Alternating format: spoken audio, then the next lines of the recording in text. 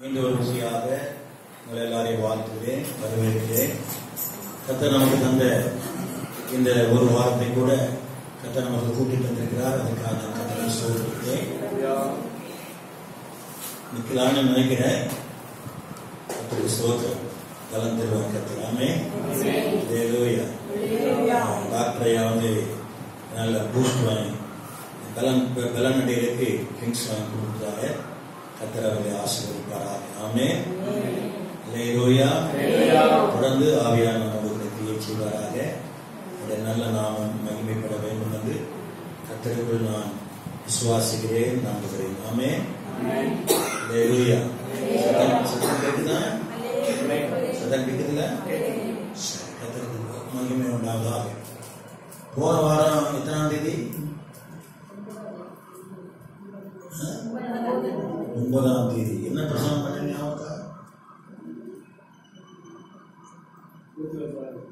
என்னங்கய்யா? ரூத் நம்ம சப்ஜெக்ட்ல ஒரு விஷயம். ரூத் வந்தாங்க.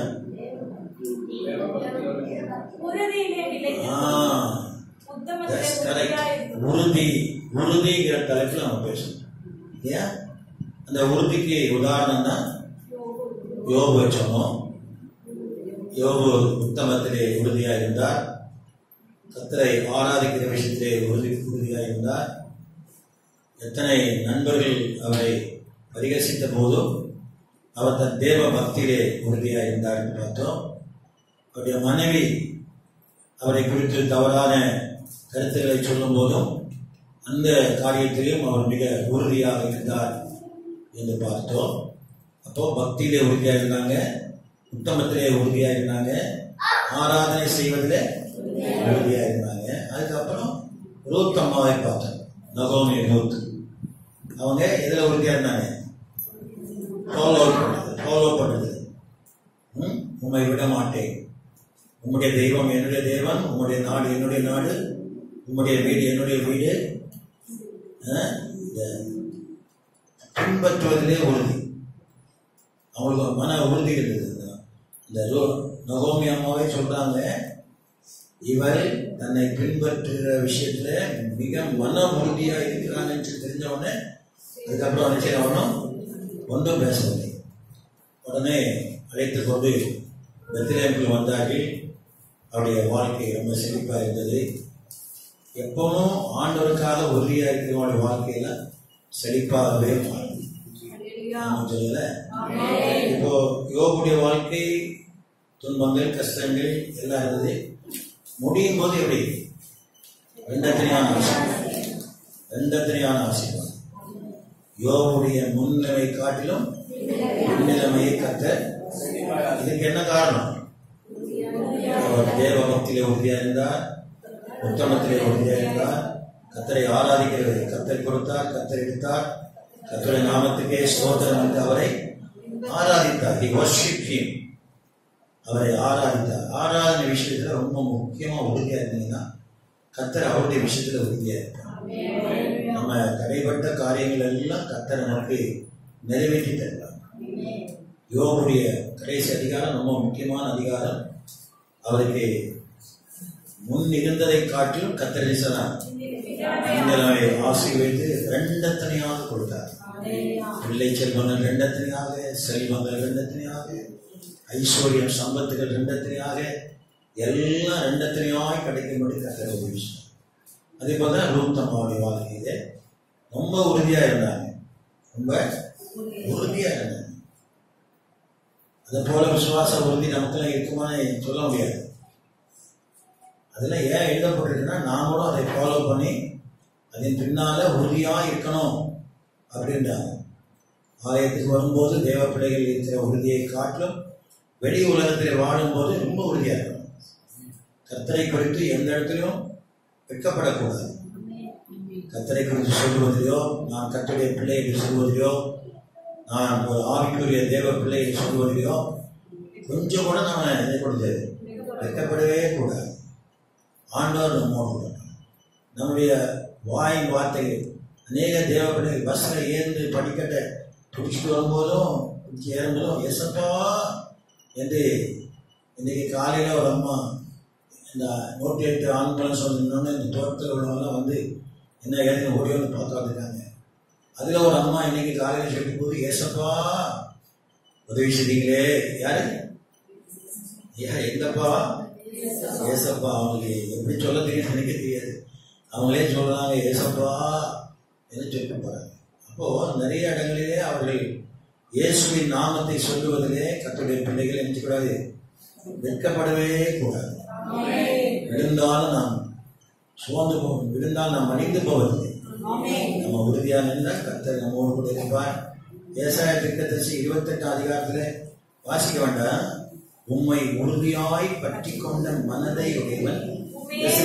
வசனம் பார்ப்போம். ஏசாயா 28 அதிகாரமா 48 அதிகாரமா பாருங்க. 28 தான் நினைக்கிறேன். சில சமயங்கள் நமக்கு மறந்து போயிடும். உம்மை உறுதியாய், ஏசாயா 26:3 அப்படி பார்ப்போம். நிறுத்தி அழகாக சொல்லுவோம். உம்மை உறுதியாய் பற்றி கொண்ட மனதை உடையவன். உண்மையே, அந்த வார்த்தையை பாருங்க. உண்மையே. எனக்கு வேற ஒரு நம்பிக்கை கிடையாது. எனக்கு வேற எந்த நம்பிக்கையும் கிடையாது. எந்த இறை நம்பிக்கையும் கிடையாது. எந்த தெய்வ பக்தியும் எனக்கு வேற கிடையாது. உண்மையே நம்பி இருக்கிறபடியா, உண்மையே அவர் நினைச்சுவார். பூர்ண சமாதானத்துடன், ஒரு லேசான சமாதானம் இல்லை. நம்முடைய வீட்டுல சமாதான நதி போல ஓடும். நீங்களும் நானும் ஆலயத்துல காட்டுற பக்தியை வீட்லையும் காட்டும் போது, குடும்பத்தில காட்டும் போது, பிள்ளைகளிடத்துல காட்டும் போது அவங்க அதை கற்றுக்கொள்வாங்க. நம்ம அப்பா அம்மா எவ்வளவு ஆண்டவர்கள் உறுதியா இருக்காங்க, ஆண்டவரை பற்றிய விசுவாசத்தில் எவ்வளவு உறுதியா இருக்காங்க என்ன. அந்த பிள்ளைகளும் அந்த உறுதியை பற்றி கொள்வார்கள். அது சமாதானமாக நதி போல புரண்டு நம்முடைய வீடை அப்படியே நிரப்பிவிடும். சமாதானம் நிறைந்த குடும்பம் தான் ஆசீர்வதிக்கப்பட்டது. இன்னைக்கு நிறைய பேர் வாயில சொல்லுவாங்க, நிறைய பேர் வாயில சொல்லுவாங்க, பிரவர்த்தியில ஒண்ணு இருக்காது, கிரியையில ஒண்ணு இருக்காது. இன்னைக்கு 99% மக்கள், ஊழியக்காரராக இருக்கட்டும், விசுவாசிகளாக இருக்கட்டும், உலக மனுஷனா இருக்கட்டும், உலகத்தினுடைய மக்களா இருக்கட்டும், சொல்லுவாங்க. ஆனா அந்த கிரியைகள், பிரவர்த்திகள், அதனுடைய செயல்பாடுகள் சரியான விதத்தில் இல்லாமல் போயிருக்கு. ஆகியதான் ஆண்டவரை பற்றி கொண்ட பிள்ளைகளுக்கு ஒரு தனி ஆசீர்வாதம் இருக்கிறது. அது யோபு பெற்றுக்கொண்டார், அப்புறம் யோத்தமா பெற்றுக்கொண்டாங்க. அப்புறம் ஏசாயா சொல்ற 26 யாரெல்லாம் அவரை உறுதியாய் பற்றி கொண்ட மனது உடையவர்களாக இருக்காங்களோ அவங்களுக்கெல்லாம் சமாதானம், பூர்ண சமாதானம் நதி போல பாரு. பூர்ணமான சமாதானம் குடும்பத்தில் உண்டா? என் குடும்பத்தில் நிம்மதியில வெள்ளிக்கிழமை யாரோ 2-3 சகோதரிமார் வந்தீங்க, இந்த சுகம் 108க்கு போன் பண்றது நல்லதும் இருக்கு, கெட்டது கெட்டதுன்னு டான்ஸ் கூட ஓயாம போன போட்டு எங்க இருக்கீங்க, என்ன பண்றீங்க, ஆஸ்பத்திரி இருக்கீங்களா, வீட்டில் இருக்கீங்களா, ஆஸ்பத்திரிக்கு ஏன் போகல, வீட்டுக்கு ஏன் போகல, இல்லைங்களா கேள்வி. நாங்க அங்க இருக்கும்போது இங்க வந்து சுற்றி பவுடர் போட்டு போயிருக்காங்க. 4 பேர் வந்தானே வந்து எங்க இருக்கிறாரு, ஏது இருக்கிறாரு, என்ன இப்படி இருக்கிறாரு. அதே அங்க 108 போனோடனே கவர்மெண்ட் ஹாஸ்பிட்டல் பேரூராட்சி போனோடனே மறுபடியும் சென்னை சுகாதாரத்துறை. சென்னை சுகாதாரத்துக்கு ஒரு அம்மா போன முடியாது. Your name is Solomon Silva? Yeah. Are you ready? Q? அங்க இருந்து ஆப்பிள் 108 ஒரு அம்மா போன போது, சாலமன் செல்வராஜ் நல்லா இருக்கீங்களா, சுகமா இருக்கீங்களா, வீட்டுல இருக்கீங்களா, ஹாஸ்பிட்டல் இருக்கீங்களா? அப்புறம் போன் பண்ணி அட்டன் பண்ண கூட வேலை இல்லாம இருக்க நேரத்துல நல்லா இருக்கேம்மா, ஹாஸ்பிட்டலா இருக்கிறேன், சுகமா இருக்கிறேன், ஒன்றும் பிரச்சனை இல்லை, எங்களுடைய சேவை உங்களுக்கு எப்ப தேவைப்பட்டாலும் நீங்க கூப்பிடுங்க, நாங்கள் வந்து ஒரு சேவை செய்ய ஆகிட்டோம். நமக்கு இது போதும், என்னைக்கு என்ன பத்தில வந்துட்டோம். ஆனாலும் நல்லதும் இருக்குது. இது சாட்சின்னு சொல்றதை விட அதுல 4 பேர் வந்தவங்க இங்க ஆலயம் திறந்திருந்தோன்னே உள்ள ஜோம் பண்ணி அவங்களுடைய குடும்பத்தில் 1000 பிரச்சனைகள், பிள்ளைகள்ல பிரச்சனை, குடும்பத்துல பிரச்சனை, திருமண வாழ்க்கையில பிரச்சனை, பணப்பிரச்சனை, குடும்பத்தில் அவருடைய அந்த ஜனங்கள் கண்ணீர் விட்டு கதறுகிறார்கள். அந்த அளவுக்கு உலகம் ஒரு டிப்ரெஷன்ல, ஒரு அமைதியற்ற ஒரு சூழலிலே உலகம். அந்த அமைதியற்ற உலகத்தில் தான் அமைதி நிறைந்த ஆண்டவர், சமாதானம் கொடுக்கிற ஆண்டவர், பூர்ண சமாதானத்தில் காத்துக்கொண்ட ஆண்டவர் நம்மை காத்துக் கொண்டு வருகிறார். அது ஒரு பெரிய ஆசீர்வாதம். அதனால நம்முடைய உறுதியிலிருந்து கொஞ்சமும் தவறக்கூடாது. சரியா? இந்த ஆராதனையா இருக்கட்டும், தேவபக்தியா இருக்கட்டும், நம்முடைய உத்தம வாழ்க்கையா இருக்கட்டும், எல்லாவற்றையும் நாம மிகுந்த மன உறுதியோடு கூட இந்த பூமியை ஜீவிக்க நமக்கு கர்த்தர் உதவி செய்வார்கள். இந்த காலவெளியிலே எபிரேயர் நிருபம் 2ஆம் அதிகாரம், எபிரேயர் நிருபம் 2ஆம் அதிகாரம் 1ஆம் 2ஆம் வசனத்தை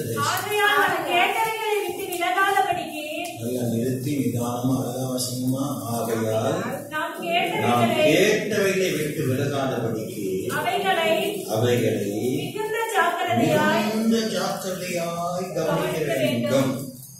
ரொம்ப அழகா சொல்றது பாருங்க. நாம கேட்ட சத்தியம், கேட்ட சுவிசேஷம், கேட்ட நற்செய்தி, நாம் நம்முடைய தேவனை பற்றிய நற்செய்தியை கேட்டோம். அந்த நற்செய்தியை குறித்து ரொம்ப அழகா அப்போஸ்தலனாகிய பவுல் எபிரேய கிறிஸ்தவர்களுக்கு தன்னுடைய நிருபத்தில் அழகா சொல்றாரு. நாம் கேட்டவைகளை விட்டு என்ன கேட்டீங்க? நீங்க எத்தனை வருஷமா கேட்டுட்டு இருக்கோம்? 15 வருஷம், 20 வருஷம், 30 வருஷம், 35 வருஷம், 40 வருஷம், 50 வருஷம். நான்லாம் கிட்டத்தட்ட 50 வருஷமா வசனங்களை கேட்டுட்டே இருக்கேன். What is my fruit? என்னுடைய கனி என்ன? 50 வருடங்களாக நான் வசனங்களை கேட்டுட்டு இருக்கேனே, வசனங்களை போதித்துக் கொண்டிருக்கேனே, நான் என்னுடைய கனி என்ன என்பதை, அதாவது போட்டுட்டு இசைக்கோல் போட்டு என்னுடைய ஃப்ரூட் என்ன, நான் என்னுடைய பிரதிபலன் என்ன, என்னுடைய கனி என்ன என்பதை நாம் இசைக்கோல் போட்டு போட்டிருக்கோம். நீங்களும் நானும் இந்த பூமியிலே ஒரு கேள்விக்காக, இயேசுவானவர் சொன்னாரு, கேளுங்கள், மேம்பாடான காரியங்களை நான் சொல்லுவேன். நீங்க கேளுங்கள், மேம்பாடான காரியங்களை உங்களுக்கு நான் போதிப்பேன். அப்ப தேவன் போதித்த வசனம், வார்த்தை மேலான அனுபவத்துக்கு நேராக கொண்டு போகக்கூடியது. பவுல் அப்போஸ்தலன் ரோமர் நிருபத்தில் சொல்றாரு, ரட்சிப்பு விசுவாசத்தினால் உண்டாகும், விசுவாசம் கேள்வியினால் உண்டாகும், கேள்வி கர்த்தருடைய வசனத்தினால் உண்டாகும். அப்ப கர்த்தருடைய வசனத்தை கேட்க கேட்க கேட்க கேட்க நம்முடைய 2 செவிகளிலும் கர்த்தருடைய வசனங்களை கேட்க கேட்க கேட்க அவைகள் இன்னர் ஹார்ட் போகணும், இருதயத்தின் ஆழத்தில் போய் அவைகளை விட்டு விலகாதபடிக்கு. அதுதான் அந்த உறுதிக்கு சொல்றாங்க. அந்த உறுதியான ஒரு சூழ்நிலை எப்ப அதை விட்டு நாம் எந்த சத்தியத்தை கேட்டோமோ, எந்த அனுபவத்தை கேட்டோமோ, எந்த சத்தியத்துக்கு கர்த்தர் நம்ம அழைத்தாரோ. உலகத்தில் எத்தனையோ கிறிஸ்தவம் இருக்காங்க, எவ்வளோ பேர் இருக்காங்க. கத்தோலிக்க கிறிஸ்தவம் இருக்காங்க, ப்ராட்டஸ்டன்ட் கிறிஸ்தவம் இருக்காங்க, பேப்டிஸ்ட் கிறிஸ்தவம் இருக்காங்க, பிரதர் மிஸ் கிறிஸ்தவம் இருக்காங்க, இன்னும் நிறைய அட்வான்ஸ் கிறிஸ்தவம் இருக்காங்க, செவன்த் டே அட்வான்ஸ் இருக்காங்க. இந்த ஒரு வேதாகமத்தை வைத்துக் கொண்டு எத்தனையோ விதமான கொள்கையுடைய மக்கள் பூமியிலே வாழ்கிறார்கள். எத்தனையோ கொள்கையுடைய மக்கள் இந்த வேதாகமத்தை தான் அவங்களும் படிக்கிறாங்க, நாம படிக்கிற அதே வேதத்தை அவங்களும் படிக்கிறாங்க. எத்தனையோ எத்தனையோ விதமான கோட்பாடுகளுக்குள்ள அவர் இருக்கிறார். ஆனால் நீங்களும் நானும் ஏதோ ஒரு வார்த்தையை கேட்டு அந்த வார்த்தையிலே நாம் உறுதியுள்ளவராக இருக்கிறோம். அது என்ன வார்த்தை தெரியுமா? ரட்சிப்பின் வார்த்தை. அந்த வார்த்தை முதலாவது தேவனிடத்திலிருந்து புறப்பட்டது. அந்த வார்த்தை முதல்ல எங்கிருந்து புறப்பட்டது? இதே சொல்றாரு மிக ஆகையால் நாம் கேட்டவனை விட்டு விலகாதபடிக்கு அவைகளை மிகுந்த ஜாக்கிரதையாய் கவனிக்க வேண்டும். ஏனெனில் பிகாஸ் ஏனெனில் தேவதூதர் மூலமாய் சொல்லப்பட்ட வசனத்துக்கு விரோதமான எந்த செயலுக்கும் நீதியான தண்டனை வரத்தக்கதாக கர்த்தருடைய வசனம் உறுதிப்பட்டிருக்கிறது. கர்த்தருடைய வசனம் அதை யாராலே மாற்ற முடியாது. சீல் வைக்கப்பட்ட வார்த்தையை போல ஸ்ட்ராங், உடைக்க முடியாது, அசைக்க முடியாது, தகர்க்க முடியாத மகா பெரிய ஒரு ரட்சிப்பின் வசனம், ரட்சிப்பின் சத்தியம், ரட்சிப்பின் வார்த்தை நமக்குள்ளே தேவன் கிருபையாய் ஊற்றியிருக்கிறார்.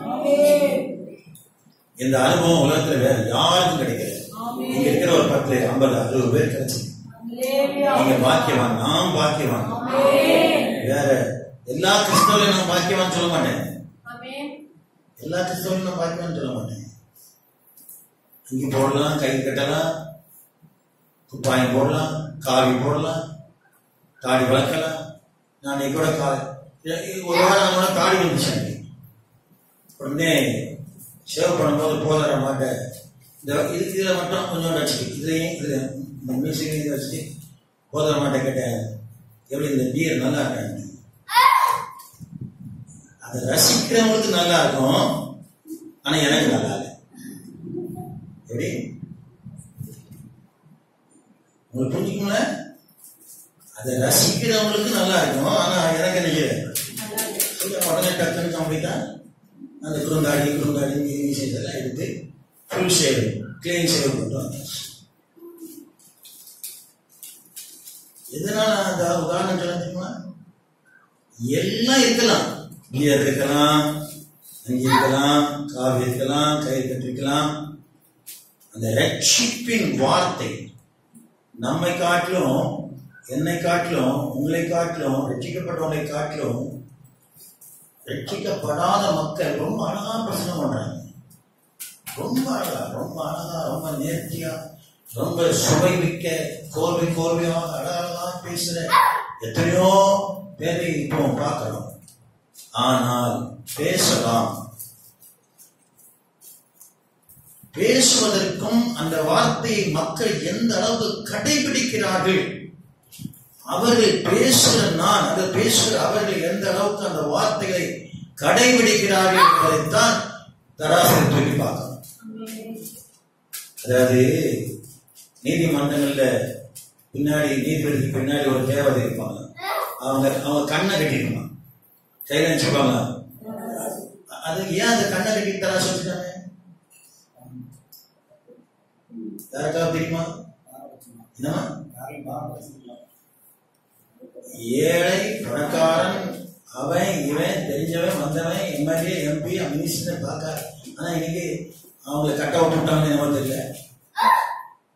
அந்த மாதிரி அந்த நீதி தேவதைக்கு தராசு இருக்கு தவிர, ஆனா நீதி நிச்சயம் உடம்பு முடியாது. அரசியல்வாதிக்கு ஒரு நீதி, ஏழை மக்களுக்கு ஒரு நீதி, பண உடம்புக்கு ஒரு நீதி, மதத்தை சார்ந்திருக்கிறவங்க ஒரு நீதி, மதத்தை சார்ந்திருக்காதவங்க ஒரு நீதி. நீதிதான் எல்லாம். அதனால என்ன பிரயோஜனம்? அதனால கடைபிடிக்க வேண்டிய சத்தியத்தை உறுதியாக நிற்கக்கூடிய மக்களாக நம்மை காட்டிலும் மேன்மையாய் பிரசங்கிக்கிறவங்க, மேன்மையாய் அலங்கரிக்கக்கூடிய எத்தனை ஆயிரம் ஊழியக்காரர்கள், பிரசங்கமார்கள், போதகர்கள், விசுவாசிகள் இருந்தாலும் யான் விசேஷமானவன். I am special. நான் ரொம்ப விசேஷமானவன். ஏன்னா எனக்குள்ள வேற, அதான் காலேபுக்குள்ள இருந்த வேற ஒரு ஆவி எனக்குள்ள 6 லட்சம் புருஷருக்குள்ள இருந்த ஆவியை காட்டிலும் காலேபுக்குள்ள இருந்த ஆவி ஒரு ஸ்பெஷல் ஸ்பிரிட். அந்த ஸ்பிரிட் தான் ஸ்ட்ராங். அந்த ஆவிதான் உறுதியை கொடுது. என்ன சாமரையா?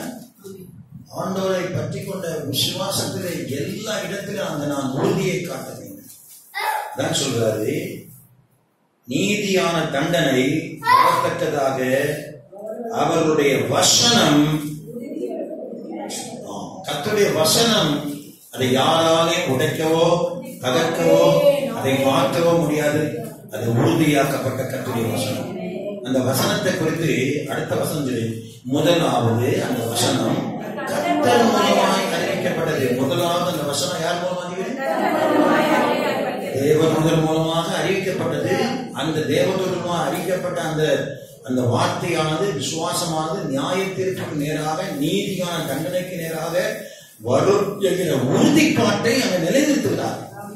அந்த பிறகு முதலாவது அந்த வசனம் தேவதூதருக்கு பிற்பாடு யாரால் அறிவிக்கப்பட்டது? கர்த்தர் மூலமாய் அறிவிக்கப்பட்டு.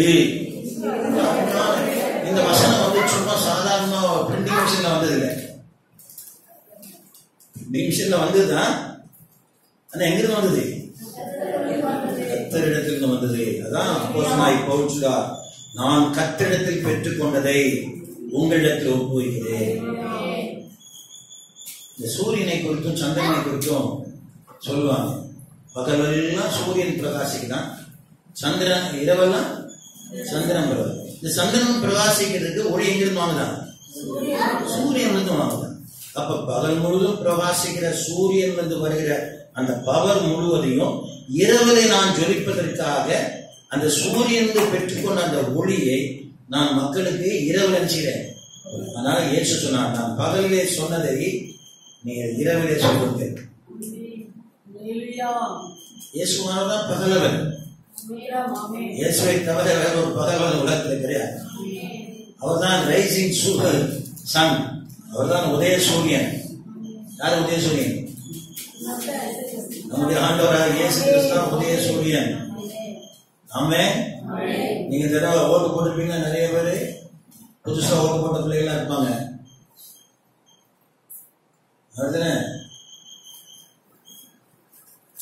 நம்முடைய ஆண்டவர் ஒரு நாள் நீதியின் சூரியனாக வரும் வரைக்கும் இந்த உதய சூரியன் இந்த பூமியில் இருக்கும். நான் அந்த உதய சூரியன் சொல்ல தப்பா நினைக்காதீங்க ஐயா. அந்த உதய சூரியனுக்கு பிரச்சாரம் பண்ண நினைச்சாங்க. அந்த உதய சூரியனுக்கு ஒரு காலத்தில் எதிர்த்து பிரச்சாரம் பண்ணாங்க. என்னுடைய 14வது வயசுல காங்கிரஸ் ஸ்தாபன காங்கிரஸ் மேடையில் ஏறி எல்லா எதிர்கட்சிக்காரன் திட்டுவேன், கட்டமாட்ட கூட திட்டுவேன்.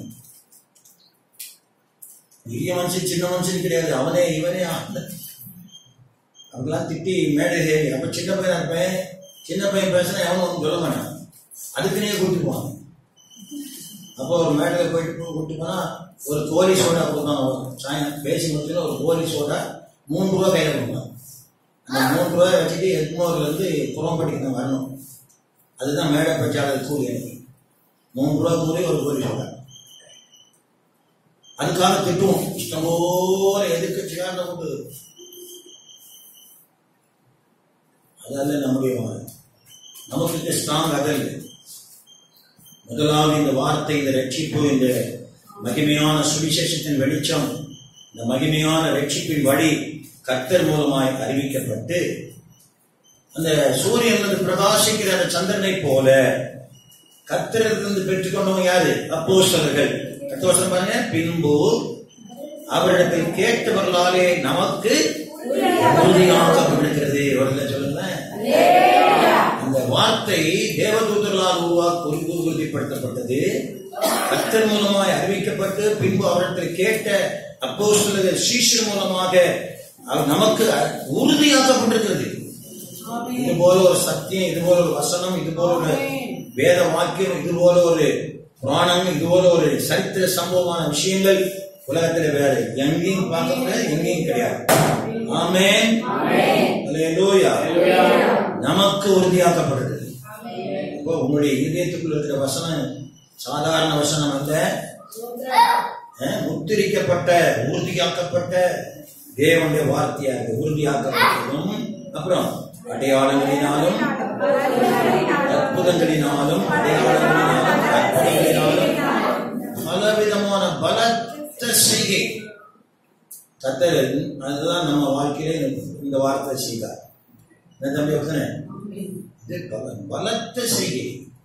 அதான் நம்முடைய கண்களுக்கு ஆச்சரியமா இருக்குது.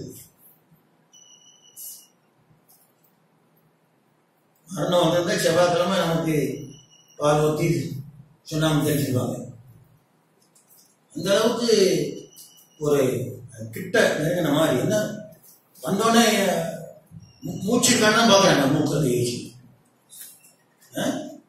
108காரன் வந்தோடனே எதை கைச்சு பார்க்குறாங்க? மூக்கில் கைச்சு பார்க்குறாங்க. மூச்சு இருந்தா போயிட்டாரு. அப்போ அந்த அளவுக்கு கிரிட்டிக்கல் ஸ்டேஜ், இந்த எண்ட் ஸ்டேஜ்ல பலவிதமான பலத்தை என்ன செய்ய, இந்த உறுதியாக்கப்பட்ட வசனம் செய்த வேலை, உறுதியாக்கப்பட்ட தேவ வார்த்தை செய்த வேலை, அந்த வார்த்தையினால் உருவாக்கப்பட்ட அந்த தெய்வீகமான வல்லமை நம்மை ஆட்கொள்வதினாலே, அப்புறம் பலத்த செய்கைகளினாலும் நம்முடைய சித்தத்தில் நம்முடைய பகிர்ந்து கொடுத்த பரிசுத்த ஆவியின் வரங்களினாலும் தேவன் தாமே சாட்சி கொடுத்துமாருக்கு. இவ்வளவு பெரிதான ரட்சிப்புங்கிறது உங்க பைபிள்ல கலர் பென்சில் போடுறோம். இவ்வளவு பெரிதான ரட்சிப்பு, நீங்களும் நானும் ரொம்ப சர்வசாதாரணமா இந்த வசனத்தை வாசித்துட்டு போயிடணும். எனக்கு செய்த, அதாவது மனிதர்கள் நம்மை புறக்கணித்த போது தேவன் எனக்கு செய்த பலத்த செய்தியை நான் நினைக்கிறேன். உலகத்திலே மேன்மை இருக்கலாம், உலகத்திலே பதவி இருக்கலாம், உலகத்திலே நம்ம உயர்ந்த ஸ்தானத்தில் வைப்பேன் என்று வாக்கு பண்ணலாம். எம்மா உனக்கு இந்த ஸ்தானத்தை தரேன், எம்மா உனக்கு இந்த பதவியை தரேன், தம்பி உனக்கு இந்த பதவியை தரேன், தம்பி உங்களுக்கு இந்த பொறுப்பை தரேன்னு சொல்லலாம். என்ன பொறுப்பு வந்தாலும் இவ்வளவு பெரிதான ரட்சிப்பை யாராலையும் கொடுக்க முடியாது. ஆமாவா இல்லையா? இந்த ரட்சிப்பு நமக்குள்ள இருக்கிற காலம் வரைக்கும் ரொம்ப உறுதியா இருக்கணும். இந்த ரட்சிப்பில நான் உறுதியா இருக்க வேண்டும், விசுவாசத்தில் நான் உறுதியா இருக்க வேண்டும், தேவ பக்தியில நான் உறுதியா இருக்க வேண்டும், உத்தமத்திலே நான் உறுதியா இருக்க வேண்டும். நான் இயேசுவை பின்பற்றுவதிலே எப்படி ரூத்தை பின்பற்றுவதில் எவ்வளவு ஸ்ட்ராங்கா இருக்கணும், அதே போல நான் ரொம்ப ஸ்ட்ராங்கா இருக்கணும். ஏற்பாட்டின் காலத்துல நிறைய இடங்களை நீங்க பார்ப்பீங்க. கர்த்தர் தெய்வமானால் ஆகார் தெய்வமானால், அங்க ஒரு காலம் இங்க ஒரு காலம் வைக்க, ரெண்டு நினைவுகளால் கொந்தி கொந்தி நடக்காத. அது உனக்கும் நல்லதில்லை, நீ சார்ந்திருக்கிற அமைப்புக்கும் நல்லது. ஏதாவது ஒண்ணு உலக மனுஷன் நிறைய பழமொழி சொல்லிட்டு இருக்காங்க. கடலில் போகும்போது 2 தோணியில கையில கால் வச்சு போக முடியாது. போக முடியுமா? போயிருக்கீங்களா? 2 தோணியில கால் வச்சு அந்த ஒரு காலம் திடீர்னு அந்த தோணிக்காரன் துடுப்பை வேகமா போடுவான், திடீர்னு இந்த தோணிக்காரன் துடுப்பை குறைச்சி போடுவான். அப்ப நீ நடுவில் கிடந்து அந்த காலம் அங்க போமா, இந்த காலம் இங்கே போமா, எது போக முடியாது. கடைசியில பொத்து நடுக்கடல தடுமாறி விழுந்து, அதுதான் பேதுரு ஐயரே மணிந்து போகிறோமே. ஏண்டா 2 நினைவா இருந்தா அப்படின்னா ஐயரே மணிந்து போறோம். அதனால உடனே சொன்ன விசுவாசத்துல உறுதியா இருப்பா. அங்க ஒரு கால் இங்க ஒரு கால் வச்சுட்டு அந்த தோணியில ஒரு கால், பீட்டர் தோணியில ஒரு கால், இன்னொரு அந்திரியா தோணியில ஒரு கால். இயேசுவானவர் எந்த தோணியில இருக்கிறாரோ அந்த தோணியில நீ உட்காரு. இயேசுவானவர் எந்த படல உட்கார்றாரோ அந்த படல நீ உட்கார்ந்து போ, சேஃப்டியா போய் அக்கறை சேரலாம். எதுக்கு பீட்டரை நம்புற, எதுக்கு அந்திரியாவை நம்புற? எவரையும் நம்பாதீங்க. நம்பிக்கைக்குரிய ஒரே ஒருவர் அடையாளங்களினாலும் அற்புதங்களினாலும் பலவிதமான பலத்த செய்கையினாலும் நமக்குள்ளே அற்புதமான கிரியைகளை செய்த பரிசுத்தாவின் வல்லமையினாலும் நமக்கு தந்த இவ்வளவு பெரிதான ரட்சிப்பு. Glory to God. Amen. பாருங்க, இவ்வளவு பெரிதான ரட்சிப்பு நோட் பண்ணிட்டீங்களா எல்லாரும் உங்க பைபிள்ல? கலர் பென்சில்ல நோட் பண்ணி, இவ்வளவு பெரிதான ரட்சிப்பை குறித்து நாம் கவலையிட்டோமானால் தண்டனை வரும் என்று நாம் யோசித்து செயல்பட்டு கட்டாயம் இந்த நாம் கற்றுக்கொண்ட இந்த சத்தியத்திலே, நாம் அறிந்து கொண்ட இந்த சத்தியத்திலே, நம்ம அறியாமல் இருந்தா யாரும் சொல்ல போறது, நம்ம தெரியாமல் இருந்தா யாரும் சொல்ல போறது, கர்த்தர் நம்மிடத்தில் பலத்த செய்கைகளை செய்யவில்லை என்றால் நாம் சொல்ல போறது. அதெல்லாம் நம்ம அனுபவிச்சிட்டோம். தேவனிடத்திலிருந்து பெற வேண்டிய எல்லா நன்மைகளையும் யோபு சொல்றது போல நாம அனுபவிச்சிட்டோம். அம்மாவாய்யா, இனி போய் நான் அவரை வரவேற்பேன் சொன்னா இதை விட ஒரு கேவலமான சூழ்நிலை எனக்கு இல்ல மகளே, இல்ல மகனேன்னு சொல்லி யோபு தன்னுடைய மனைவிக்கு ஒரு சாத்து கொடுத்தார்.